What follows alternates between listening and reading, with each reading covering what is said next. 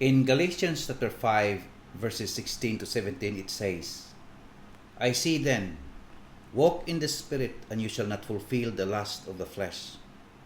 For the flesh lusts against the Spirit, and the Spirit against the flesh. And these are contrary to one another, so that you do not do the things that you wish. The first way that Jesus set you free is He freed you from your flesh. Now, actually, what I mean by this statement is He freed you from you. And only Jesus can give that kind of freedom. The Bible will tell you that the guy who's writing this book is considered the apostle of freedom. If you were to look at every time the word liberty or every time the word freedom shows up in the New Testament, the guy who's writing this passage today, his name is Paul. Now, Apostle Paul writes this word 2 times more than every other author in the New Testament combined. If you put everybody else's material in the New Testament together, they don't even equal half of the times that Apostle Paul writes about freedom. And he says that you really need to be made free from sin. In fact, if you want to keep reading in Galatians chapter 5, you're going to stumble across these 2 verses in 16 and 17 as we've read a while ago.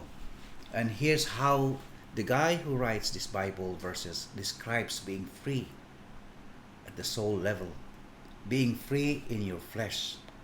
He says it this way, I say then, walk in the Spirit, that you will not certainly carry out the desires of the lust of the flesh. Now, look at how these 2 things are at war with one another. For the flesh desires what is against the Spirit, and the Spirit desires what is against the flesh.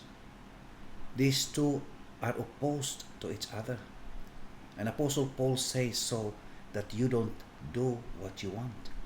The desire, there's our sinful nature that's against the Spirit. When he says the word flesh in Galatians, I want you to think about the word soul in you. He's saying that Jesus Christ, the King of Kings, has the power to free you both body and soul. And all those things that are used to tempt you, all those things that you used to struggle with before you've accepted Christ in your life. That temptation may remain, but you don't have to give into it anymore. That's the power. The power that if you accept Christ in you, He gives you that authority to say no to temptation. Those struggles that you dealt with before you became a new creation in Christ, He frees you at the soul level. And then He starts you on the path of being free at the flesh level. And now you don't have to give in to the things that you've been wrestling with for all your life. You see, Jesus Christ alone can free us. Look at these words. You can't outrun your flesh. You can't dress it up. You can't make it pretty enough. You can't cut it off.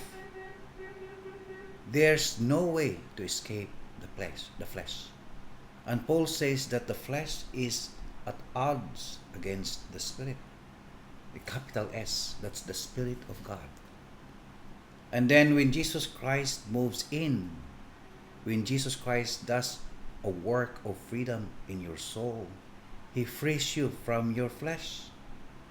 And now your soul and the Spirit of God are in harmony once again.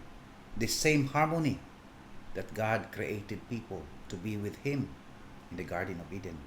That's the freedom at the flesh level that He provides for us. And we don't have to give in to temptation. We live out the freedom we've been given in Christ by the Spirit of God and live unashamed of our past mistakes.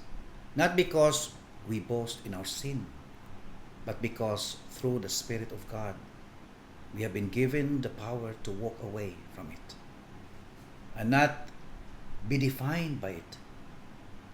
And saying it loud to someone else gives others permission to do the same. When we say it out loud to someone, sin loses power over us because we are no longer hiding in shame. In 1 John chapter 1 verse 9 says, when we confess, Jesus is faithful to forgive us and make us righteous. The enemy wants us to live in the shadows, in shame, slaves to sin. But there is no condemnation in Christ. In Christ we have the Spirit who gives us all we need to fight our flesh. The Spirit empowers us to subdue our sinful nature. Tomorrow you're going to be tempted like I am.